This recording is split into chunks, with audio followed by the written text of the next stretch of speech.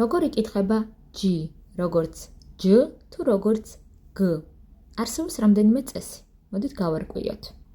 როდესაც G-ს შემდეგ არის A, O, ან U, ანუ ასოთა შეთანხმებაში GA, GO, GU, G იკითხება როგორც G.